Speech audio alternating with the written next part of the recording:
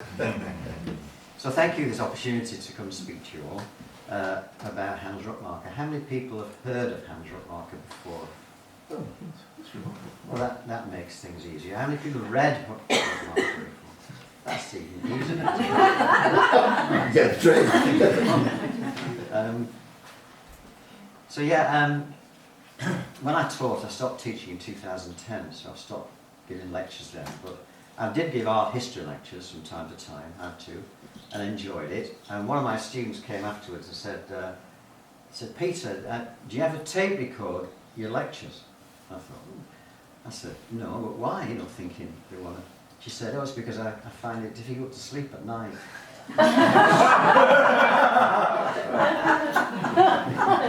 So you've been warned.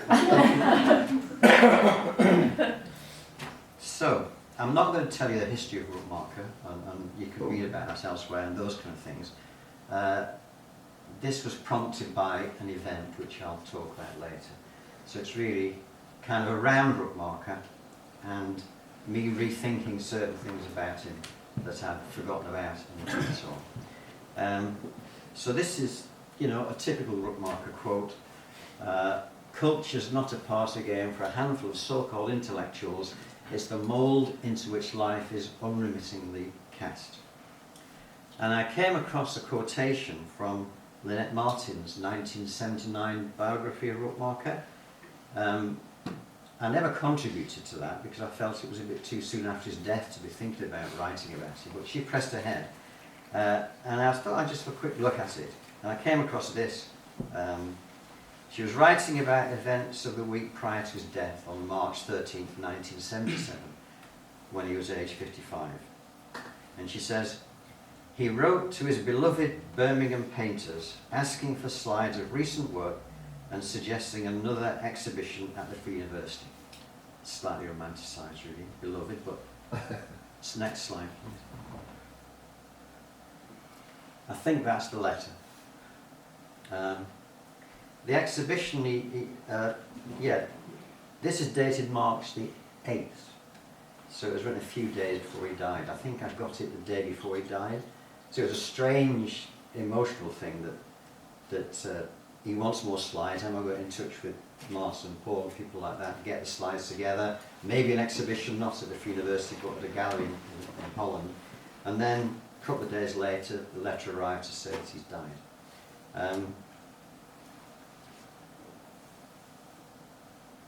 So how do you deal with that? Well, what I did was decide to make a small painting to kind of tackle it. I don't think it's the kind of painting he would have approved of. In retrospect, a bit too conservative. Next slide, please. He's switching on.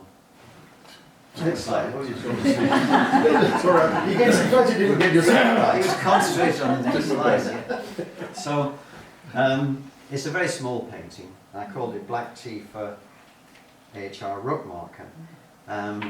I'd always wanted to make him a cup of black tea, so I'll paint him a cup of black tea, because black tea was a kind of novelty at the time. In my grandmother's white Wedgwood, and reflected in there, you can't see in this slide, but is a neon light, which is important to me. It was not anything else, it was a 20th century neon light. And then tilted the space a bit and shoved in the front of his doctoral thesis on Gauguin. So it was kind of tilted space, and I was trying to refer a bit to his love of 17th century Dutch, his liking of Gauguin. You could play around with things, that kind of thing. A bit overthought. But I wanted to leave a kind of an independent historical record of it. So I managed to get it in the summer exhibition of 1977 at the Royal Academy. Now, it doesn't matter that you get stuff in there or not, it doesn't matter either way. But it was nice to get it in there because then you can get it printed in the catalogue. So you can see, there it is, a record. Anybody's digging in the past, you see, oh, 1977, there it is. Next, please, yeah. Now, in 1969, my father said to me, I've got an interesting book written on art from 1910. As a 23-year-old, I would have said, well, probably not that interesting. So I feel it's a bit like this, that I'm referring you to a PhD thesis written 60 years ago in 1959 and a popular book written 49 years ago. So at the very least, context would seem to be important, wouldn't it? So I've organised the thoughts around 3 headings. First of all, the importance of context, which is a kind of story. Then, understanding and misunderstanding his 1970 book, Modern Art and the Death of a Culture. And I've chosen that not because it's his best book, because it's his best known book and most probably widely read book. And then, if we got time, some additional ideas that Rookmaaker explored, which I feel have got lasting contemporary significance. And certainly, he opened doors that I'm not sure we've walked through fully yet. So the context. Well, I'm aware that today with us there's going to be people of different backgrounds and different Christian traditions with their variant theologies and ideas about culture and the arts and spirituality and so on. It'd be an interesting conversation to see how those interact with Rookmaaker, but that's not my intention today, to challenge Rookmaaker's ideas as such, but to revisit them and check that I understood what he was actually saying. And this was prompted by this quote from a book that came out in 2016. So I'd not thought much about Rookmaaker. He's in the background, but after I'd read the 2006 collected works, obviously dipped into those, but then kind of he was there, but not something you read every day kind of thing. And I came across this book, and I thought, interesting, modern life and the modern art and the life of a culture. That's a bit challenging. Interesting things about Rookmaaker, but then the more I read it, the more I thought, this doesn't sound like the person I knew. And you checked up on the quotes, think that he didn't mean that when he quoted that. So this is what got me going. His critical method and his declinist account, which is a very negative view, isn't it? A declinist account of modern art have also provided significant impediments to understanding and contributing to the primary art discourses. Readers of Rookmaaker who spend extended time on a graduate program inevitably encounter these impediments in one way or another.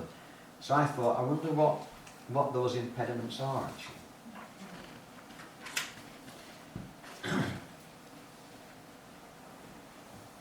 So, context then, to start us off. Robert Hughes wrote a very good book about 20th century art called The Shock of the New. And that was a very good title because new things are a kind of a shock. And it's difficult to emotionally get back to those moments when you first saw something. So for the life of me, I look at a Monet in the National Gallery and I can understand intellectually that in the context of the time, to some people that was shocking and revolutionary. I can't see that. I can understand it, but emotionally, I can't have that. It's become kind of cliched, or it's well known, and it's no longer any real threat to me in any shape or form. And in fact, I quite like it, and the painting is fabulous. You know? So, in order to understand Rookmaaker, we've got to try and not just intellectually go back there, but try and get a feel for what he was facing, I think. That will then explain something about why he was writing what he did. So how do we place ourselves emotionally in a time of considerable social upheaval and change? Without many of the things we take for granted. For example, no mobile phones, like me now. No personal computers, no internet. And of course he's got a personal history that reaches back into first-hand experience of the Second World War. So he's known what it's like for civil society to break down and to lose people near and dear to you in wartime situations. And that gives you a view of what can happen to a society, which seems like a distant possibility to us in the sense we see it, we read about it elsewhere, but we've not had a first-hand experience of this kind of thing. So that kind of gives a context to Rookmaaker's own history and why he thought about certain things in certain ways. And it's no point either in complaining that Rookmaaker didn't have anything to say about the later work of Andy Warhol or Robert Rauschenberg, etc., etc., because he never saw it, did he? He died in 1977. So any artwork after 1977, we can't expect Rookmaaker to have a direct thought about it. So I was never an official student of Rookmaaker, but with others like Morrison and Kate, we met him probably every year between 1967 and 1977. We went to Dutch Library, we exhibited work at the Free University of Amsterdam and corresponded. Next slide.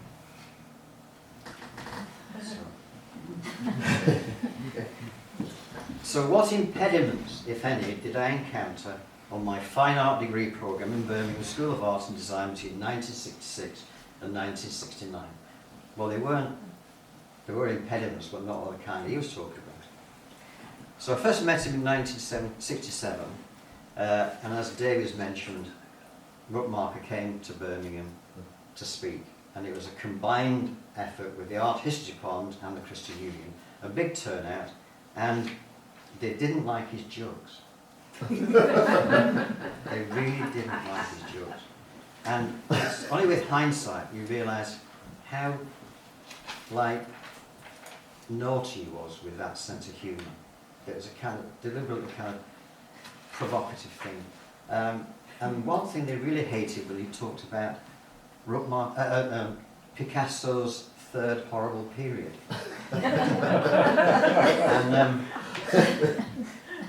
And looking back, it takes a while for things to dawn you sometimes. I'm not that bright.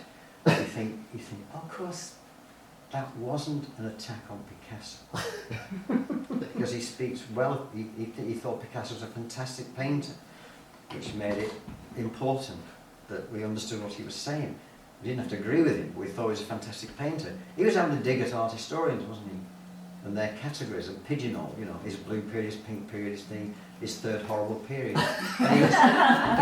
So he was always cracking those kind of jokes. And also provoking people. So he knew that there was inherent conservatism about a lot of modern art. And so he pushed people down the line to encourage them to laugh at something that some modern artists have done. And then immediately say, don't laugh, and get very cross with it all. But it was, you know, how dare we laugh at somebody who's doing something very serious and so on. So I don't need to repeat what David said about his contact and getting us there. So what were two things for me, looking back on that lecture as a student? First of all, he was eager to carry on the conversation afterwards. He didn't just dive in, do the lecture and clear off. He wanted the conversation. And we went back to John Shakespeare's house and talked till the early hours. And that was important to me because at that time I was very confused about fine art and not sure I should be doing it. And I was kind of on the verge of giving it up. You know, I'd lost kind of the direction a bit.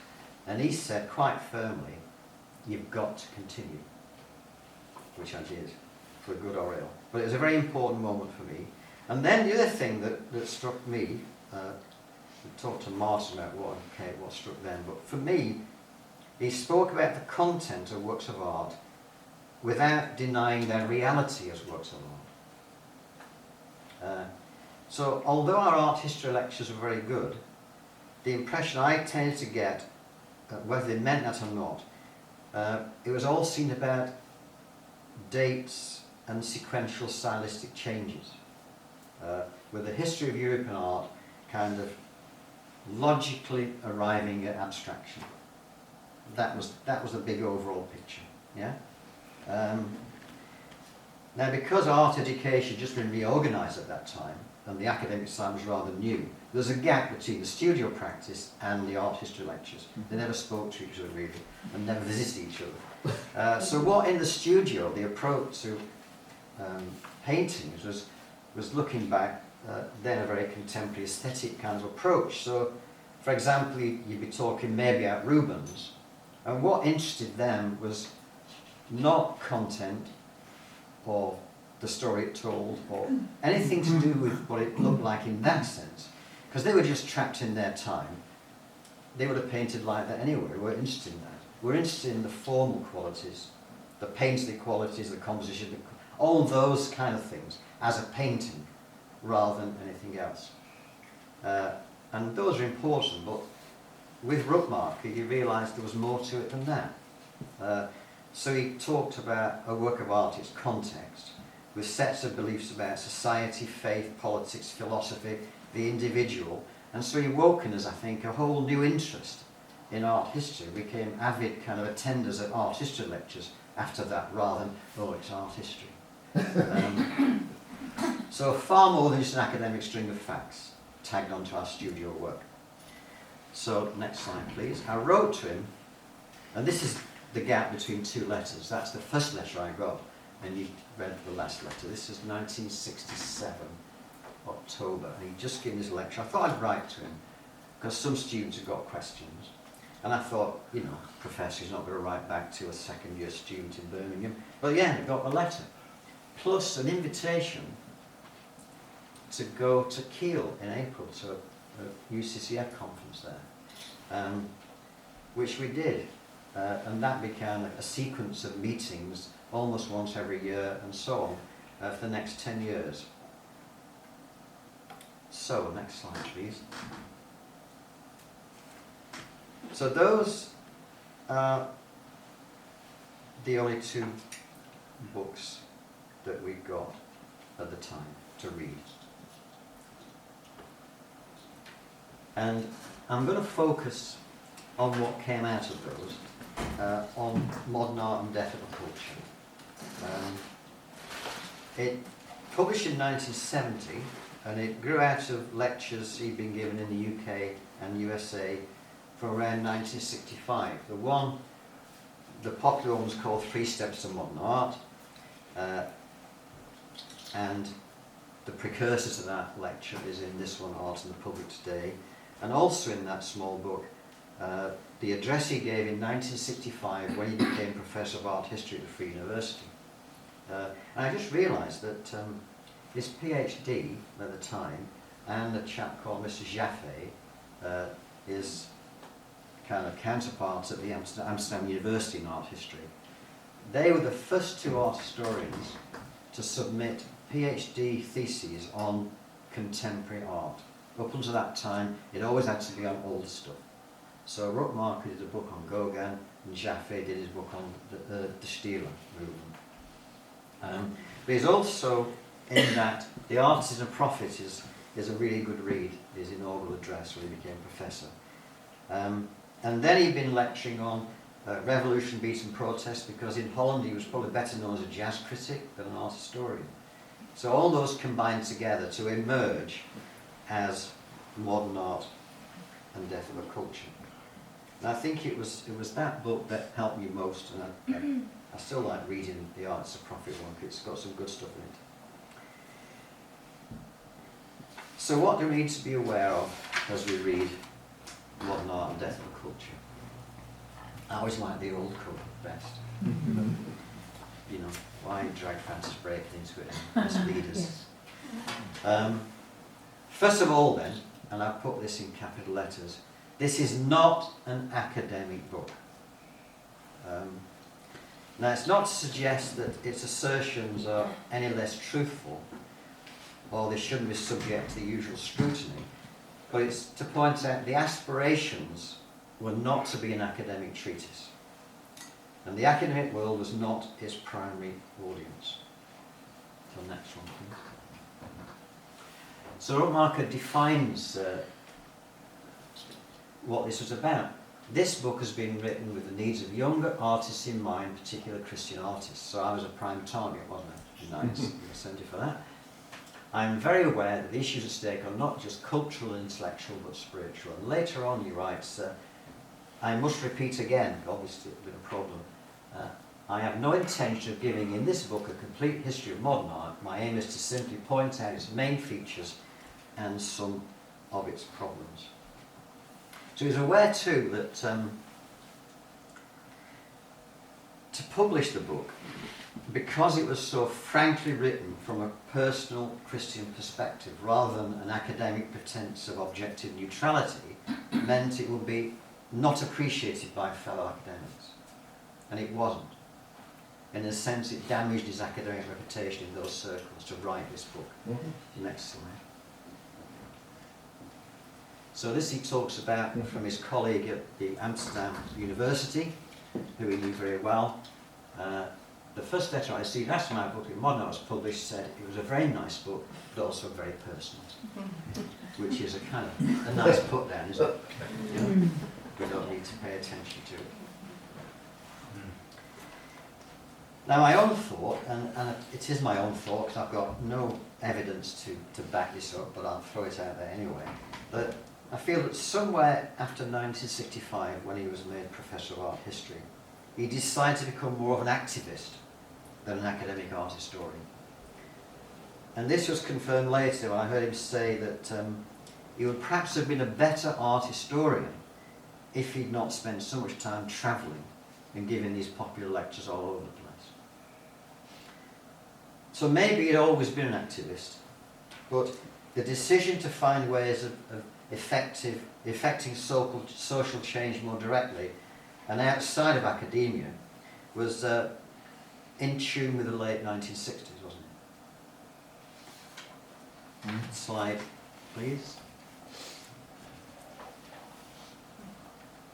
So 1960s, in the midst of a Cold War, with the threat of a nuclear disaster an ever-present reality, I can remember as a 15-year-old standing with my friends in the school playground, thinking what we'd do in the 3 minutes we got, other than the Cuban crisis, as we're counting down to that. What would we do? Where would we go? And I saw the War Games film in 1965 about the effect of a nuclear bomb on Rochester, which was hair-raising, and underlying anxiety, rather than an abstract idea of what might be. It's kind of, this is a possibility. Then we got the Vietnam War, the Civil Rights Movement, students unrest in Europe and UK and USA, and May '68 saw the student and worker riots in Paris, and this unrest spread to Europe, UK and America, and also in a diluted way to Birmingham School of Art and Design, where we took over the college for a while. But it was Rookmaaker's ideas, interestingly, that helped us think through that whole event, and rather than be bystanders, get actively involved in it in some way, because I bought a duplicator and started printing pamphlets to give out. Oh dear. So, we remember that Rookmaakers of the generation who witnessed firsthand the breakdown of civil society and massive cultural changes, and things were looking pretty pessimistic in various ways, weren't they, at that time. So, slide please. So it's not surprising the first sentence in the introduction to modern art and deaf culture is, we live in a time of great change, of protest and revolution. We are aware that something radical is happening around us, but it's not easy to see just what it is. So Rookmaaker was very good at that. He was not going to wait, like Dines and Anderson, until modern art has become like an old art form. So you look back on it from a safe distance and start criticising it. He wanted to have an opinion on things that are actually happening there and then. So it's a bit like facing a tiger in the jungle, isn't it? Rather than in the zoo behind a plate glass window. So when the first hand experience is the tiger in the jungle, the academic distance means it's kind of just got, you're protected from its influence directly in a certain way.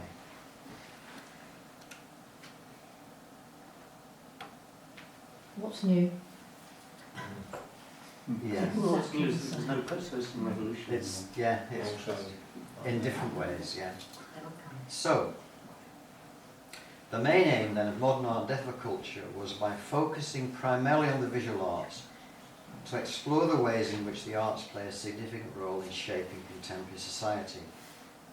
It was not some kind of highbrow, icing on the cake cultural activity.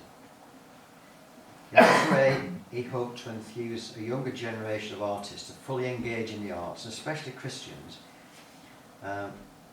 where these things at the time were very rarely discussed, and where, in my pietistic evangelical circles, the arts were treated with suspicion.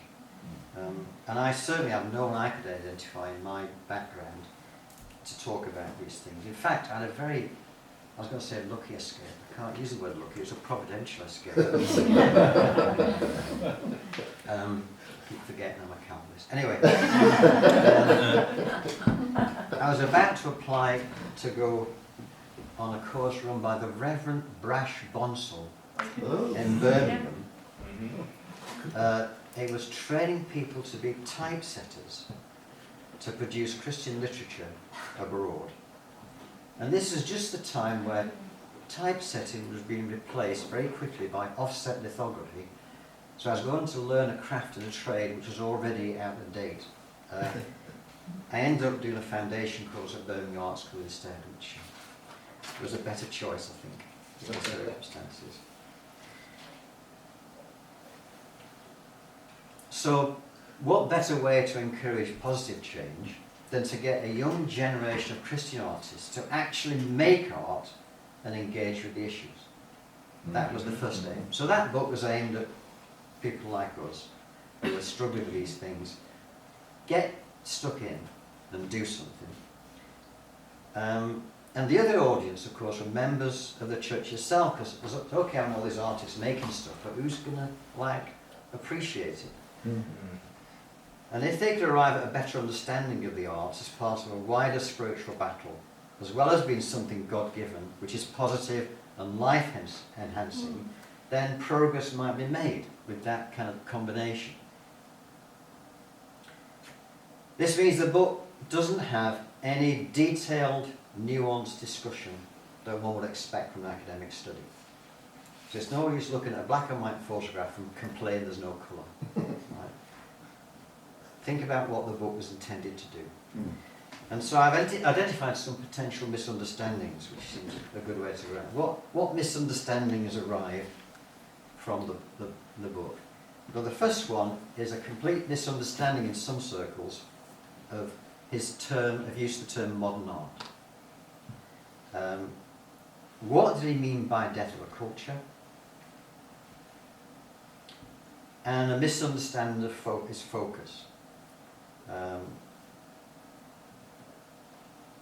As Graham Birtles said, throughout his career he was concerned to develop his insight into the way works of art can express the artist's view of reality. How do we understand that?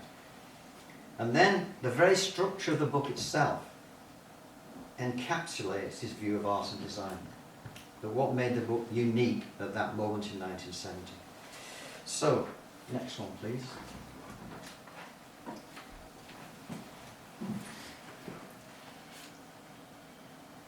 So even though he's writing this in 1973, this is implicit in Modern Art, Death of a Culture. He was responding to a colleague article when he wrote this. The art of the 20th century cannot simply be equated with the modern movement. You refer in your lecture to the fact that it is a movement, in short, rather a subculture than 20th century culture as such. For precisely this reason, we must hesitate to say that modern art is 20th century art per se. You got that? Yes. So if you don't understand Rookmaaker's very defined and specific definition of modern art, then you'll misunderstand the book. And this is evident when people today say that he was against modern art. Oh, Rookmaaker was against modern art. He was a declinist. He was against modern art.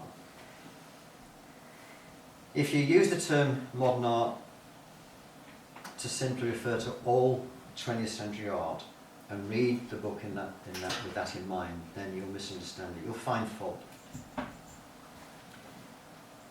So he had two terms really. One is modern art, he defined a certain way, and then there's 20th century contemporary art.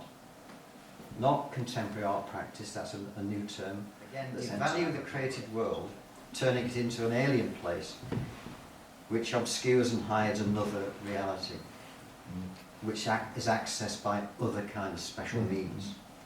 There's often interest in Eastern philosophy as a replacement spirituality, and certainly theosophy, that strange Madame Blavatsky movement, runs very strongly through a lot of modern art developments. or a kind of secular mysticism. And within the high arts, the fine art, the art is seen as some kind of prophetic genius figure, or a shaman who's got special insights, who interprets the times in a special way. And these special insights mean that he makes things that the ordinary folk like us find difficult to understand. But really is saying they're saying the old things in this new marvellous way. Well, in fact, they were trying to criticise something that needed criticising. And often a desire for this revolutionary break with the past and all its conventions. Just do away with all that and do something totally, completely new.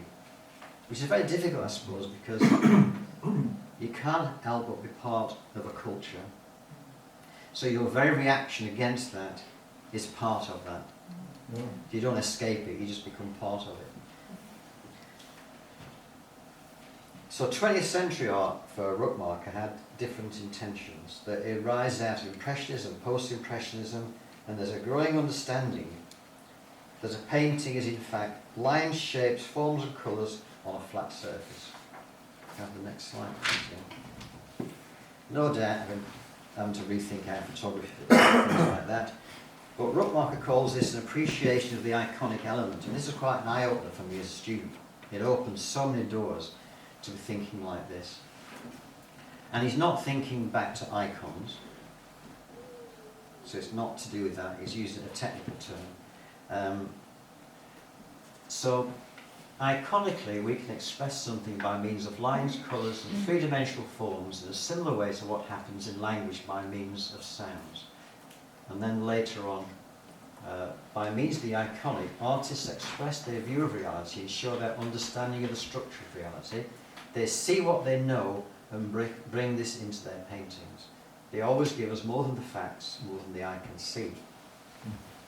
So in other words, a portrait by Rembrandt and a child's simple drawing of a face can be equally structurally clear in depicting a human face. And this means there can also be a genuine rejection of 19th century naturalism, which Rookmaaker had a profound dislike for. And one thing sticks clearly in my mind, if Martin will forgive me saying this. Martin painted a fantastic, it was a really fantastic painting of a geranium in a pot. And I mean, you know, it's somebody learned how to paint, and he's a fantastic painter. And this great. And Rookmaaker's coming around at something, you know, and he'd say things like, he'd look at a watercolour and say, well, watercolour's a difficult medium. He looked at a drawing of Jerry Coleman's, does some street lights, and he said, yeah, there's humorous things in urban. So he comes to Martin's, and I remember he said 19th century naturalism. He thought, oh, thanks. But it did mean that 19th century naturalism wasn't the way of depicting appearances, which is a great freedom. You could move towards more expressive ways of working with a renewal of stylistic means. And I think Rookmaaker would have wanted to be far more imaginative and daring than we actually were. It took us too long to cotton on, I think. So this work, this 20th century work, it can be innovative and challenging, but doesn't search for such a deep break with the European tradition, and still deals with more normative human experiences. So does this mean we can simply move our artists into the sheep or goats column? Yeah. Modern 20th century. Well, no, sadly it's not as easy as that. Because Rookmaaker's primarily interested in what they actually make, and he recognised that individuals are complex. So it's perfectly possible for an artist, the same artist, in one work, have something deeply nihilistic, and another full of tender humanity. So we take Rookmaaker's view of Picasso. At one moment, he's taken to task because of his observed view of man is evident with his fascination with the ideas of Nietzsche, and that's all well documented, that Picasso was totally fascinated by that way of thinking, and it's in his work. But the next painting is recognised as an expression of genuine love for something. And Rookmaaker spoke very well of Picasso's Guernica. He wrote the early part of his life endless reviews of exhibitions, contemporary and old, which showed an intense engagement with works of art and try to understand them. So Rookmaaker always drives us back to the individual work itself and the need to make our own informed judgments from the work. And that's always difficult because you're wanting a guru to tell you what to look at, aren't you? And he would never do that. I am not the Pope in art. He would never ever tell you what to paint. The nearest he got to give advice on what to paint in my memory is paint what you love. And that seems like a good place to start. So then maybe it's a matter of style then, yeah? Maybe a style can be identified as that's modernism and this is not. Well, no, that doesn't work either. The art of the 20th century cannot simply be equated with the modern movement. The modern movement is not a style, but more of an attitude, a spiritual insight, a feeling for the predicament of man. He uses different styles, naturalism, a certain kind of mannerism and cubist, or expressionistic iconic types of visual communication. But these different pictorial languages are also used in contemporary visual arts and are not modern, even if they are contemporary.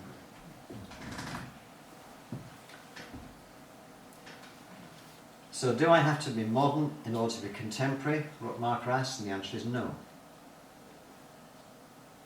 But you also are not a reactionary in any kind of way.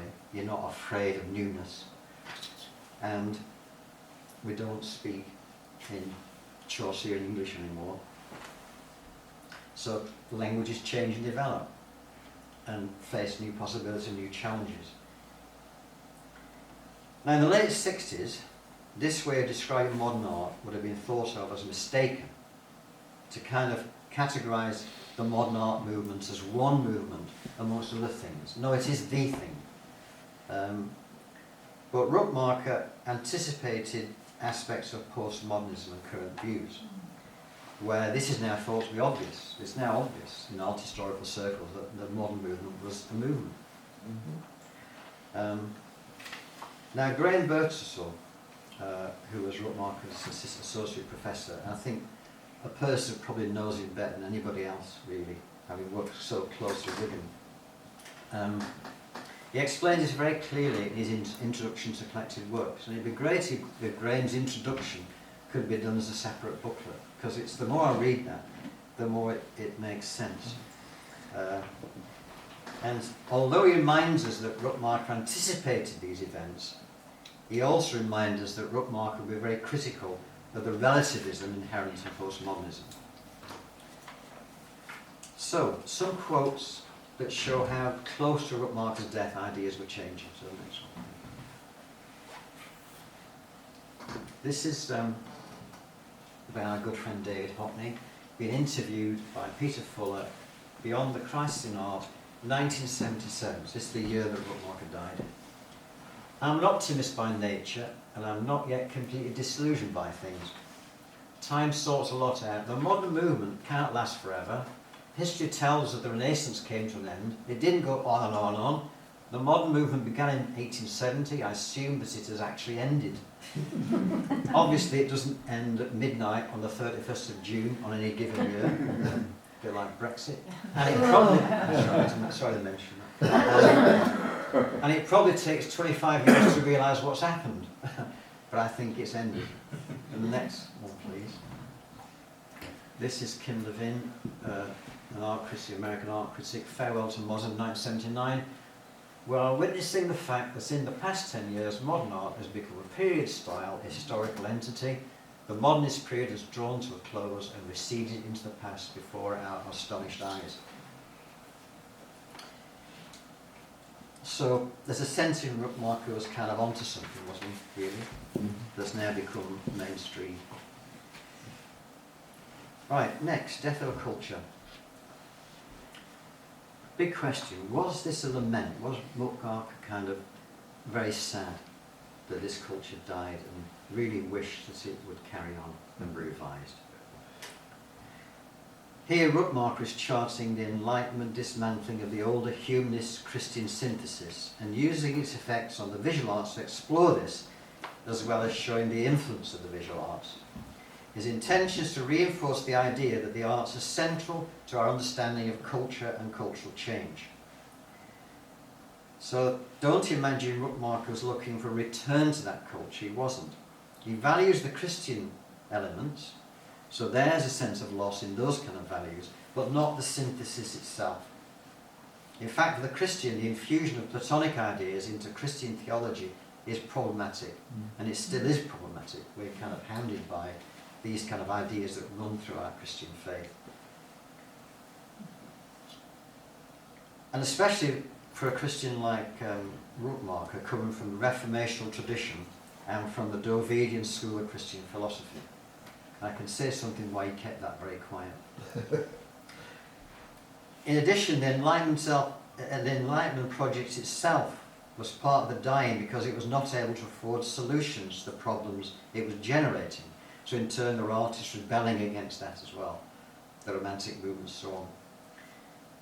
So in reality, Rookmaaker had a great sympathy for much of the modern artist's critique of the older culture and the problems engendered by the Enlightenment. And he was very, very critical of those who dismissed their efforts.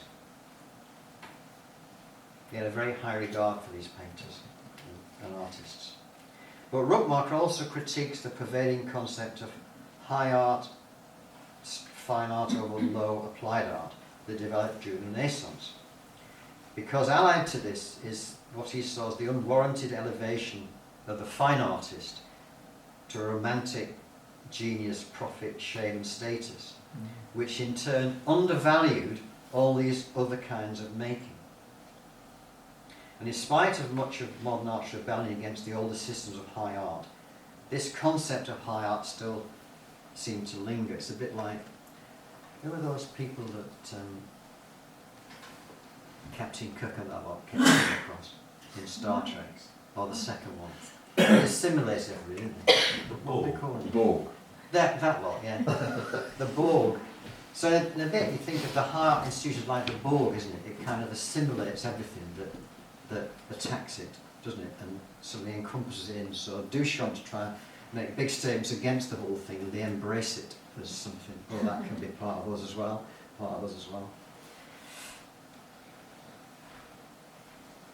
Now, as recently as last April, Waldemar Janicek, if that's how you pronounce his name, I like the things he writes. Anyway, he did a review of America's Cruel Modernism, an exhibition at the Ashley in Oxford. Fantastic exhibition. And he wonders why there are 20th century artists, quote, elbowed out of the limelight by the supernova of modernism, the forgotten painters of the 1920s and 1930s. And a lot of these, the painters Rookmaaker talk about, were contemporary. They were using kind of modern kind of visual languages, but weren't modern capital M. So, I'm sticking to my notes because, as you can see, if I don't have notes, I'm tempted to ad-lib and then we could go anywhere. Next slide, please. So that's just Rookmaaker's view on the role of the artist. And of course, a lot of the paintings you now see in galleries were never meant to be in galleries. So you take an icon out of a church or an altarpiece and put it in a gallery, and it loses its intention, doesn't it? And now we're looking at how nice the colours are, and rather than anything else. So Rookmaaker's idea of the death of a culture then is not so much a lament as a description of a process where he saw key Western ideas about ourselves and our place in the world undergoing radical change, and that profit solutions from his Christian standpoint have not been particularly helpful. And it's a world that's come to terms with the catastrophe of 2 world wars and a time of continuing conflict and desire for revolution. However, Rookmaaker is optimistic. And that's what doesn't come out in the more recent writing, where the declinist idea sees Rookmaaker as some grumpy soul sitting there complaining about everything. That was never my impression of it at all. In a sense, although I'm critical of that book, it's done a service, because Rookmaaker once said, when we stop talking about Rubens dies. Because his idea of academic work was a constant, ongoing discussion. He never arrived at the final truth. He kept on finding more and more truthful things. So the old books become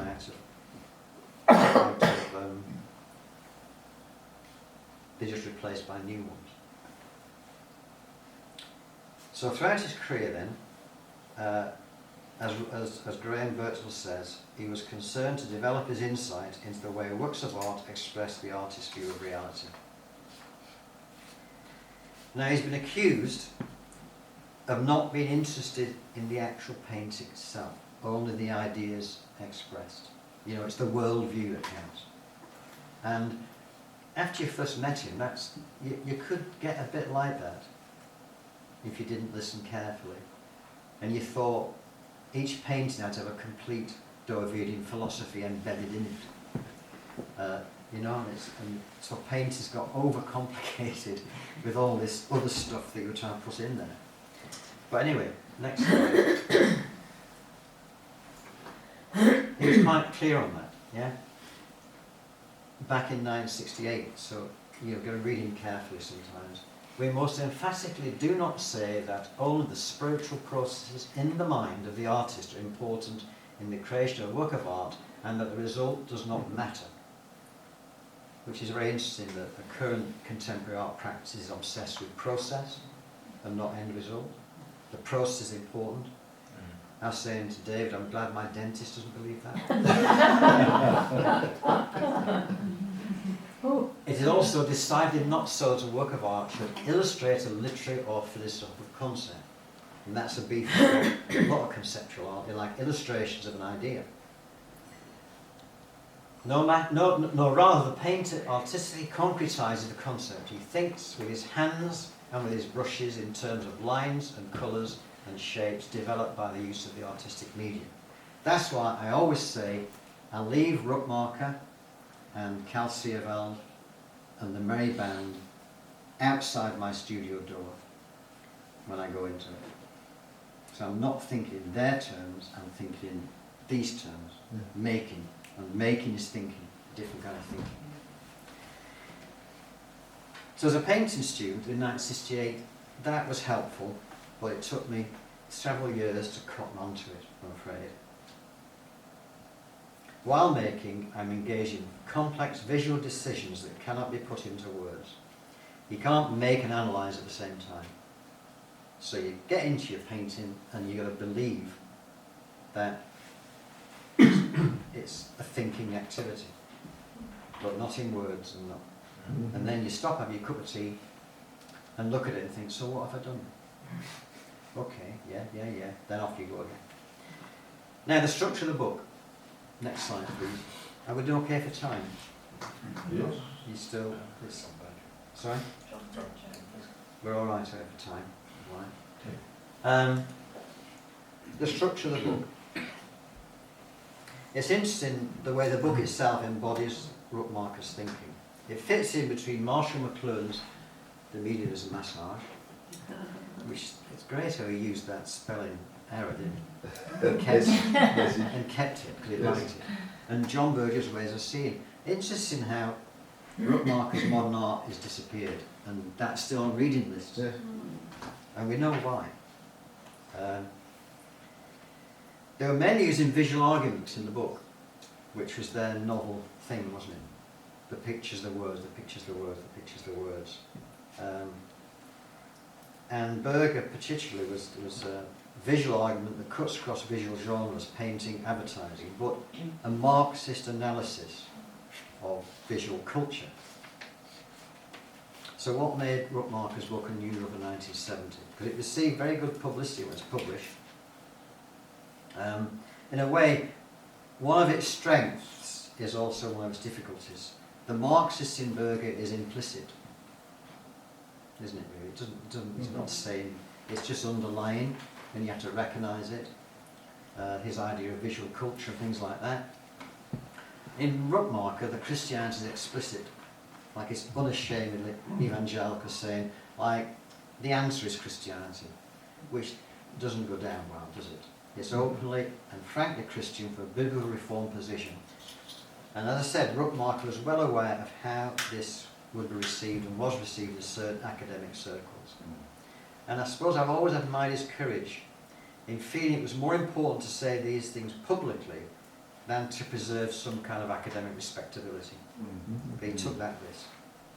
But the book is also a consistent expression of his ideas, which doesn't look so obvious now, because there have been other books of a similar nature. But he was making a serious implicit statement about his views of high art and low art by including in the same book discussions about high art, the fine arts, painting, sculpture, theatre, music and so on, and low art, inverted commas, graphic design, industrial design, popular music, film, television, and treating them all equally seriously. In practice, he was making a genuine space for all kinds of making and posing the question, how do we reimagine these activities? And that's still a task that could well be done, isn't it? How do we reimagine these making processes, which avoid these categories that we're forced into? This is high, this is low, and so on. I remember a conversation with Rookmaaker where for some reason pewter plates were mentioned, and he talked about these things as the liturgy of life, which is quite a nice phrase, that the everyday things that we use, that are made for us to use, are a kind of liturgy. And the current interest in everyday aesthetics, capital E, everyday aesthetics, is a movement. It's picking up some of the same themes. What is the aesthetics of kind of normality, everyday experiences? And Rookmaaker, just before he died, contributed a chapter to a book called Beyond Aesthetics. So he was kind of involved a little bit in that. So next thing, please. I started looking at the chapter headings in Rookmaaker. Yeah? And so normally in a book you put in your chapter headings some learned quotations, like by Heidegger or somebody, even though you might never have read them, you shove it in there. Or some other important person in your field.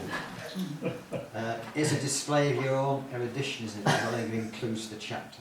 So what does Rookmaaker do? He chooses to head his chapters with quotations from popular songs, all from between 1964 and 1965. So he was very good at catching a generation's attention, wasn't he? He went and zoomed in straight on the things that you were listening to and you understood. And we recognised these things at the time and understood their significance. It reinforced the idea that these issues were current, being thought about and accessible to a younger generation. And these are the very people Rookmaaker wanted to engage with, as well as being a genuine interest of his own in music and entertainment. So to recap then, very quickly, responses and some misunderstandings. That Rookmaaker's thinking was a signal that it was fine to engage in the arts, come what may, without any real thought as to how to engage or why you engage. You're just free to engage.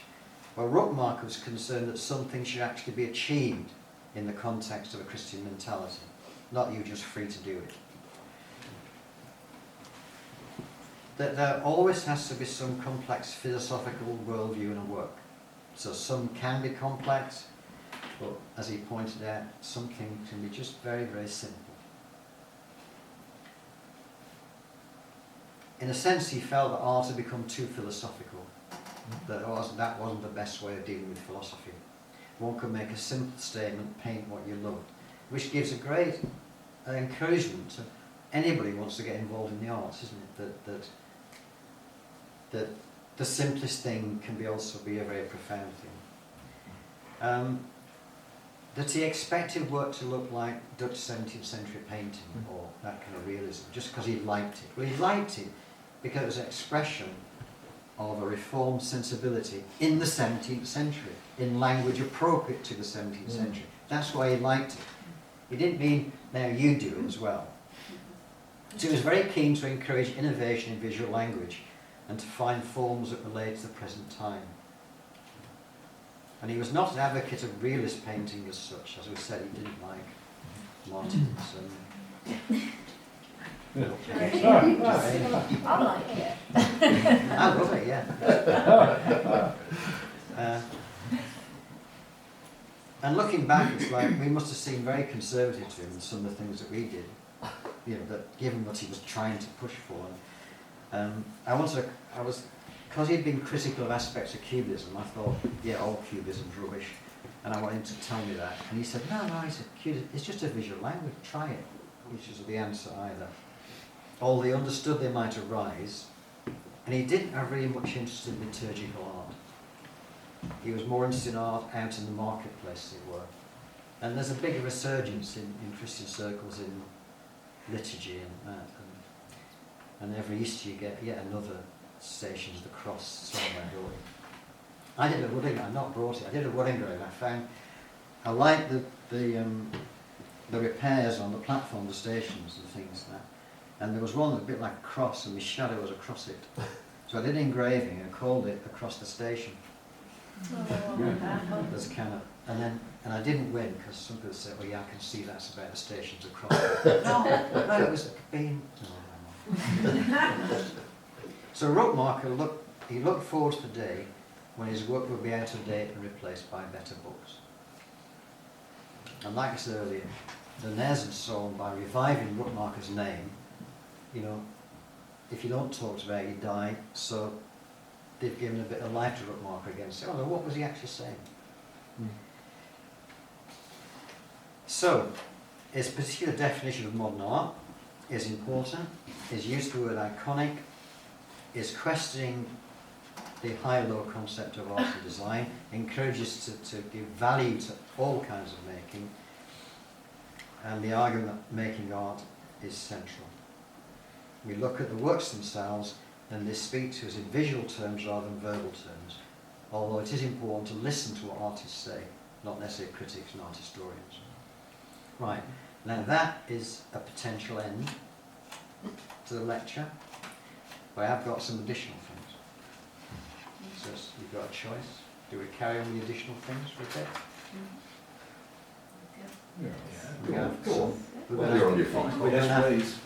We're going to have some votes, or several votes. So indicative votes. Okay then. Next slide. Now this is a big issue that is at several lectures in its own right, really. But just to say, he was very keen that we didn't try and Christianise old ideas of Greek and Roman and Renaissance ideas of the artist as some kind of prophet. And it can be very tempting for us to want to think like that. So he was very critical of the idea of the fine arts as being high and specially linked with his critique of romantic ideas of the genius artist figure.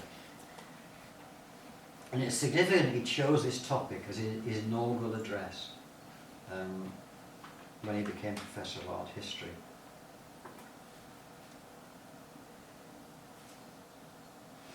So I've said that before. Right. Now he's not simply talking about advertising. I mean, Denez complained that, oh, Rookmaaker thinks advertising is special. No, it wasn't. He was talking about all kinds of making, of having some kind of importance. So what happens when you elevate the fine arts, the painting, the sculpture and so on, and put them on level with the poets and all this kind of thing, is that there seems a desire to devalue design in all its forms, which is, I think, a mistake. So he tries to remove the hierarchy. And his studies in neo-Gnosticism made him very wary of ideas that presented themselves as spirituality, because he knew that spirituality of itself is not sufficient. You've got to ask what kind of spirituality. So all the craze about Bill Viola at the moment has been tremendously spiritual. And no one's saying, yeah, but what kind of spirituality? Because underlying it is a very Eastern idea is interesting, not Christian ideas. So how would the Bible present us with spirituality? In fact, his own view of spirituality was very rooted in the significance of the created world, that the creation is not some kind of facade behind which a hidden true reality can be found. The physical and spiritual are intertwined. And he would say, for example, the real miracle is that the birds sing, or that we know we wear coloured glasses, everyone wears their own coloured glasses, but we know we do. That's a miracle, so we can communicate. And his obvious statement, often he said that Christ died to give us normal human life, to restore to us normality. Yes. So norms and normality then. This is why he's keen to avoid the Doivedian technical jargon. He pinned his colours to the mast while he was in a prisoner of war interred, and he became familiar with the Doivedian thing, wrote some pieces that were straight back in all the jargon that said, there he is, he understands this, and then stopped using the language. And this is a quote from Graham. Throughout his writings runs the insistent theme that reality is God's creation, and as such is neither strange nor incomprehensible to man.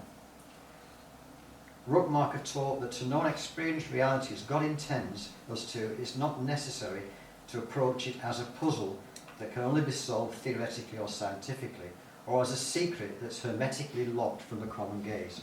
In his own theories, he used this firm grasp of a created and reliable reality as his guideline for norms and values, and his fiercest polemics were usually directed against those who he felt were trying to alienate us from reality or distort our image of it. So he used the word norms in two ways. One way is, I suppose, I can't pretend to understand Doived, even though I'm using this. I'm going to pretend I do. We'll catch you up. That the way we initially experience the world is undifferentiated, isn't it? Doesn't come in categories, it's undifferentiated. We're in this room at a certain time, a certain day, I can see you, I'm talking, and so and so on. That's a kind of certainty. But the other use is about norms as the idea in creation certain things are normative. They work in a specific way because that's where they're intended to. Some are built physically into the fabric itself, while others are open possibilities which by our cultural activities we actualise or concretise. So telling the truth is normative. It accords with the way things are. A lie or falsehood destroys that. It's an invention. And so it's out of touch. It's not normative.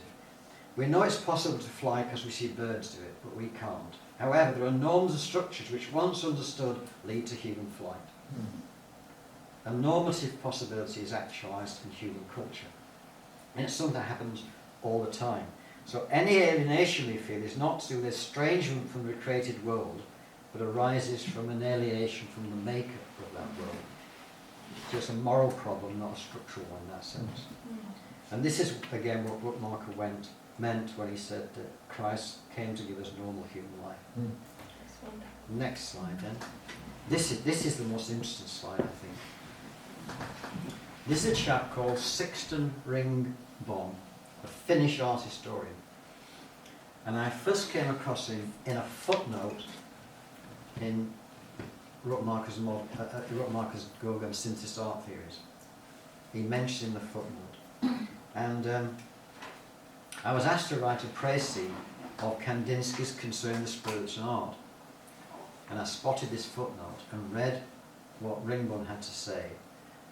And that sent me to Birmingham Reference Library, where I hunted out one of Madame Blavatsky's books and read it and found Kandinsky is a complete crib of Madame Blavatsky's ideas. And there in this book in 1895 is an engraving of a Gothic church. And of course the Theosophists believed there were coloured auras around people and that kind of thing, which is why Kandinsky was interested, because as synesthesia he saw colours and music at the same time. Above it is these strange abstract shapes. And it's meant to be music by Wagner being played in the church, and that's the psychic aura. And it just looks like Kandinsky abstract paintings from 1910. So I'm not saying he copied them, but it's not without significance that he was very influenced by these things. And that's what Rookmaaker was interested in. He introduced you to, in a sense, the importance of the faith aspect that was often overlooked in art history. So he was very cross that he loved Panofsky, but he mentioned being disappointed that Panofsky could write about Dürer, but never significantly mention his faith or links with Luther. Mm-hmm. So his concern was that art history was not taken seriously by art historians. And it's been suggested that Rookmaaker only saw a secular decline in modern art, but this is not an idea about him I recognise. But he was always pointing about the spiritual faith significance of whatever that might be. So as you can see from Ringbom's, if you can read that, basically he's saying that when he was a PhD, he's writing about himself. A friend of mine, it's about himself. He was trying to write about the theosophical underpinning to Kandinsky and a lot of modern art at that time. And when he spoke to his supervisor, he seemed there was an unwritten code of rules defined the limits of respectable research. Thus, even in the history of art, there were things that ought not to be said and facts that had better be ignored.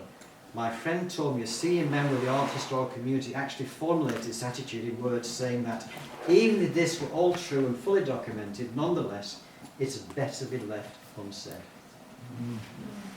Because that muddied the waters of already the idea about the birth of modern art and its roots.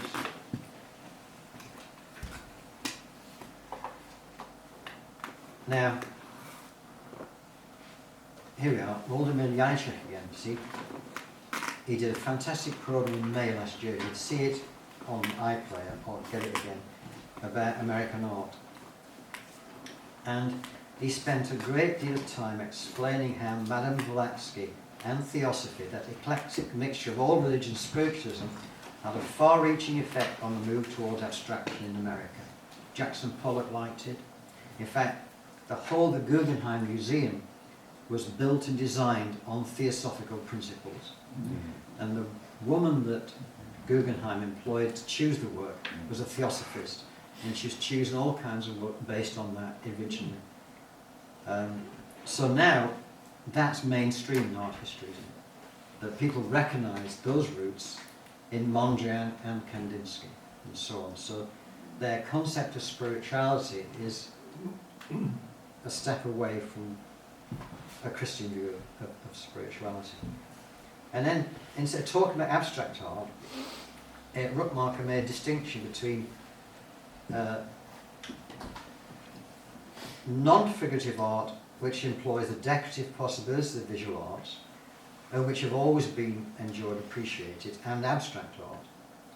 So he felt abstract art is associated with the intention to see the physical world itself as a problem.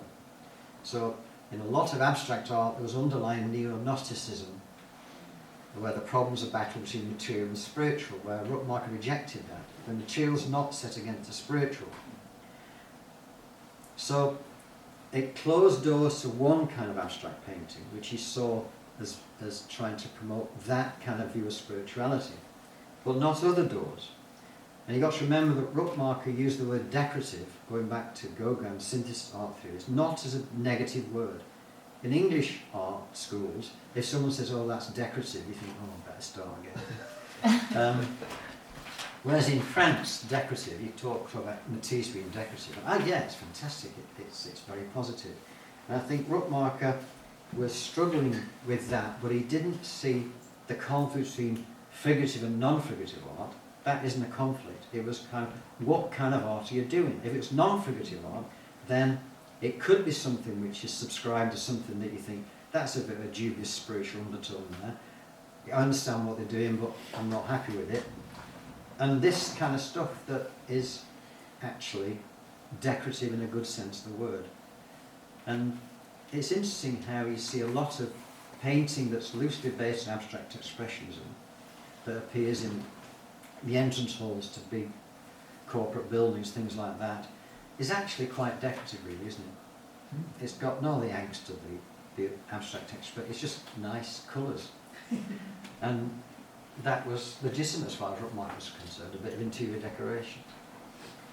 That's why he got in trouble with some American Christian artists, that he kind of implied their work was just like interior decoration.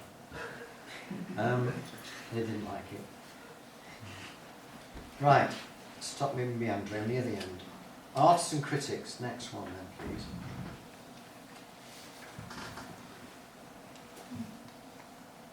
Yeah, so Kandinsky talking about this, that Rookmaaker talks about a gap between the artists and the critics, the artists and the art historians. The times are hard but heroic. We painted, the public spat. Today we paint and the public says, isn't that nice? This change does not mean that times have become lighter for the artist. Because Kandinsky's big idea of his art would change society. That was the big aim, wasn't it? It would just transform society. It starts with the arts, and there we go. And then this quote comes down, the historians of art turn every desperate spiritual revolution into intellectual table talk. And that kind of still goes on, doesn't it? There's a nice conversation with David Bowie and Damien Hirst in some magazine, I remember. And he's talked about those paintings that Damien Hirst did, which are really exotic butterflies that he's just allowed to fly onto a coat of paint and die. So there's like a mass death, yeah? And he's talking about how horrible death is, Damien Hirst, and so on. And David Bowie says, yes, but they are rather beautiful as things. And Damien Hirst says, yeah, but think of what it'd be like to be a butterfly stuck on there. So this kind of, always trying to see it as like the old form of art about high values and things like this, and in fact not seeing the other side to it. So he's aware of that gap, yeah, and very critical of it, and speaks of it often, about turning desperate spiritual revolution into intellectual table talk. And the critics themselves try to impose their ideas on the artist. And I believe Jackson Pollock and other abstract expressionists found this a problem with the critic Clement Greenberg, because Greenberg was all for purely formal properties in abstract works, right? Just about the surface, the flatness, all those kind of interesting things. But Pollock and his friends were still interested in metaphysical ideas. And they were dismissed by Greenberg. And Pollock realised he could never talk about them with him. Right, last thing then. Two things to try and end on positive notes. Next one, please. This is where Rookmaaker got himself into trouble, because he was very keen on Christian freedom and very hateful of any legalism of any kind. Art can only flourish in and from freedom, and it can gain warmth and joy only from love, not hate. And when we ask for Christian activity in the arts, we are not calling for a sectarian style, the art of a subculture. We ask for art that's fully art, which springs from the fullness of what we are, which takes into account the whole reality in which we live. Such art will express joy and beauty, will give honour and praise, but will never close its eyes to sin and misery. Freedom should mean liberty to experiment, to walk in new paths, and even to make something which goes against the ideas of a former generation. Well, it's still a good challenge, isn't it? Yes. Next one. And then, this is something that I underlined all this when I first read that I thought, if you're a Christian, you're bound to do everything right. Yeah. And if you're not a Christian, it's all suspect, right? And when he questioned that, I thought, a big underline. What? And I thought, oh yeah, Christians can sin. He had forgotten that. They can make, even with the best intentions, ugly, silly, or shallow works of art. And a non-Christian can make beautiful and truthful ones. The criterion is the inherent truth of the work. This gives rise to another question: how can such truthful work of art come to being? The answer is that they can be made by any man where the artist is fully human and true to his calling. This may happen anywhere and at any time, and man acts out of his created humanness. So, big question mark, on reflection, you understand what he got in mind. But this allows us to be unafraid and learn from many sources in a positive search for what's helpful. And we can discover good things in very unexpected places. So his insistence that you look at the individual work of art and try to understand it is something he always practiced when invited to talk about someone's work. Thankfully, he'd never tell you what to do. He said, do something, then show it to me. The whole emphasis is on neighbourly service, really. Love God and your neighbour as yourself, which kind of undermines completely artists say, I don't care what people think, I just do this for myself. You think, that doesn't seem right, because it doesn't fit in with love God and your neighbour as yourself, does it? It's always got to be neighbourly service. You've always got to have the other involved in what you do. Even if it's a small audience, it's not going to be a worldwide one, it might be a few people, but you've got the people you're talking to. Last slide. So, there you go. It's best to dream of developing one's talents to achieve the best one can. Let others decide and judge and give praise.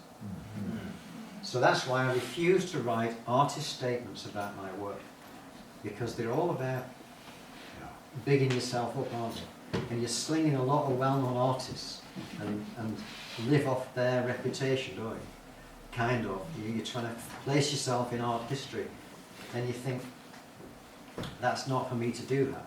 You give some basic facts. So what I do is, if I've got a good review that someone else has written about me, I might quote that.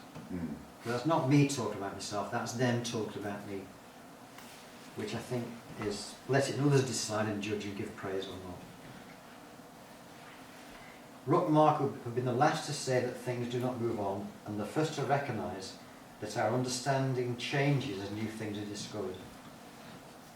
He never saw the fact that we're inevitably bound up in our time and place as a problem. It's not a fault to be rooted in a moment in time.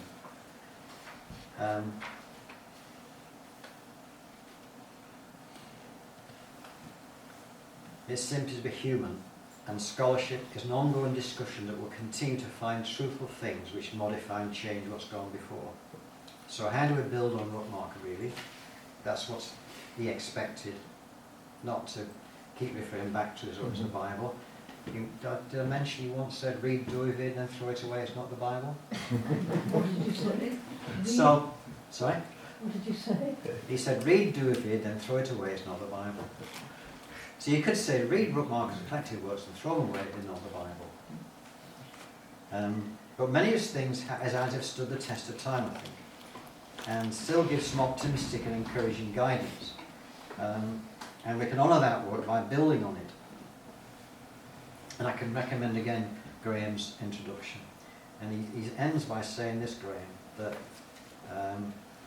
about Rookmaaker and a challenge to Dinez's idea he had nothing to contribute to the contemporary discourse.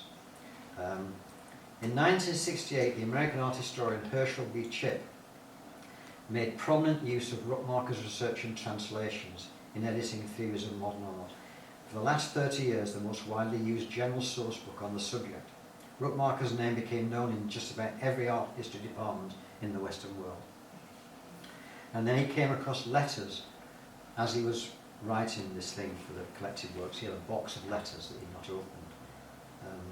And it's a letter to Rookmaaker written in 1977, shortly after he died. Joseph Mashek, editor of the Journal Art Forum in New York, expressed a serious interest in, quote, in the work of this man who contributed so much to the scholarship of modern art.